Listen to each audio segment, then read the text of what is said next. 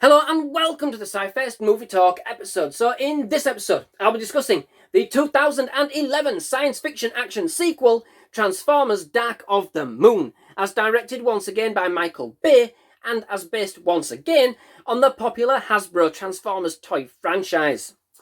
Dark of the Moon is the second sequel to Bay's original 2007 Transformers blockbuster, and so the third movie to be released in the overall Transformers live-action movie franchise.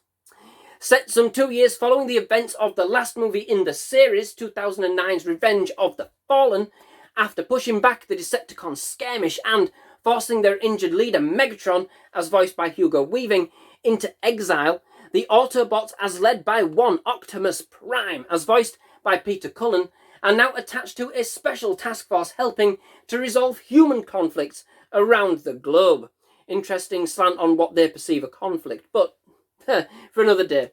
Sam Witwicky, as played by Shia LaBeouf, has now graduated, got himself a medal from the president, a new girlfriend, Carly Spencer, as played by Rosie Huntington-Whiteley, and is currently on the search for a job. But finding the search a grueling ordeal, especially for somebody who saved the world twice, and indeed got a medal from the president. But as fate would have it, beneath their very noses, a conspiracy has been forming, and the Decepticons are poised to rise once again, with a plot to use a long-since-lost weapon thought to be abandoned, where else but our moon, that would have been the ultimate answer to the end of the war on the Transformers' homeworld, Cybertron. Gotta kind of be thinking that Cybertron's kind of next door to Earth, maybe? Conspiracies run deeper than ever before for both the humans and the Transformers alike, and soon it's apparent that it's up to Sam again and the rest of the Autobots to uncover just what the Decepticons' plans are, and just exactly what the device lost on the moon is truly capable of. So, this movie, for me, has always been really divisive, not decisive, it's not decisive, no, divisive, and I am never kind of really sure why. Sometimes I watch it kind of think it's the most convoluted, drab and drawn-out piece of science fiction there is. Sometimes I'm on the edge of my seat, loving every minute. There's not a lot of films out there that have kind of ever had that kind of same effect. I rarely can be swayed to such a degree, and this is a complete sort of opposite poles. Yet for some unknown reason, this film either grates on me or impresses me, depending on the viewing. So, it's the oddest thing, But for this review, which did I side with? What was my viewing experience this time around, you might ask? Are you hoping for a rant? Well, I'll try and be as fair as I usually am, all in all, but I do have to be honest, and I know this film does get its fair share of bad rep, from me included, but this time, genuinely, I did have a great time with it. I can't lie, I can't argue. It does sound so enticing, the Dark of the Moon, so full of promise, and I think in the end it does deliver. The movie is certainly bookended by a spectacular start, tying in the events of the Apollo moon landing to the events that unfold throughout the movie, and an extravaganza of a finale, that Bay style, that kind of nearly leaps from the screen. It adds another reason why why our and the Transformers' fates have kind of collided again and kind of became intertwined. And I think sometimes this does come along as kind of being pretty convoluted, but yet at the same time kind of playing into its duality, quite in a nifty way to kind of intertwine the existence of the Transformers within our own history, namely providing a reason for the creation and the push for the 1960s race to get to the moon, leaning in on a conspiracy theories, and government secrecy that's kind of surrounded that since its very origins. Sometimes I think there is actually quite ingenious in that respect.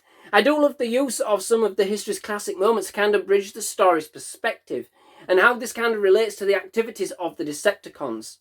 Sometimes I think it's actually quite pretentious in its delivery, and the fact that, yet again, by coincidence, Earth seems to have been in the crosshairs of the Transformers.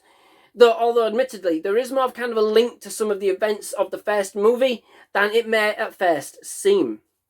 But what is clear is that the movie kind of lulls badly in its centre segment. That never really changes. It's basically top-heavy.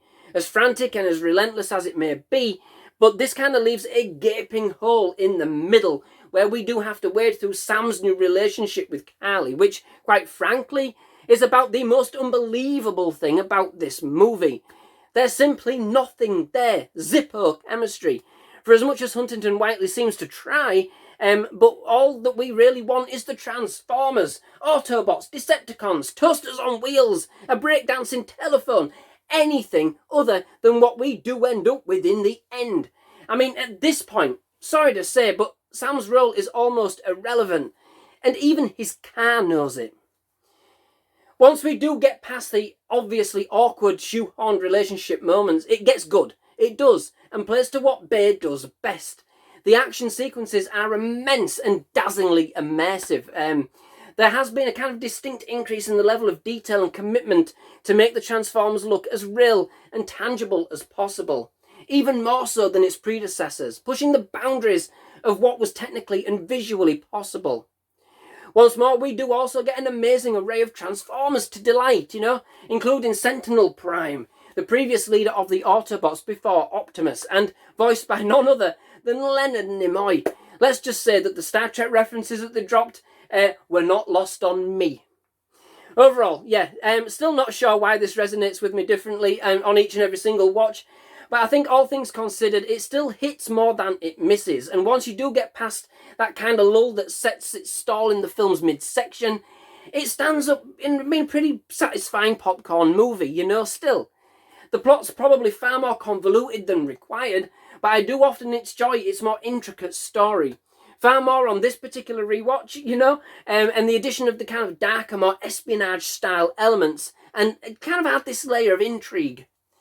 It has bigger ambition, the stakes are higher than ever before, and the final act really does pick things up. Towards the end, we definitely get some grand posturing and some impressive action sequences, much leaning into Bay's style of presentation. Yeah, mixed bag. It's another Bay, but yeah, entertaining one day, droll the next. Take it or leave it, but that's the way it is. So, that brings me to the end of this episode. Many thanks for watching. I do hope you've enjoyed. If you have, please do leave a like. Please do hit that subscribe button for movie reviews, trailer reactions, and other movie-related content. Absolutely loved having you at SciFirst Movie Talk. Definitely love to have you back. Most of all, just thank you very much for watching. Goodbye.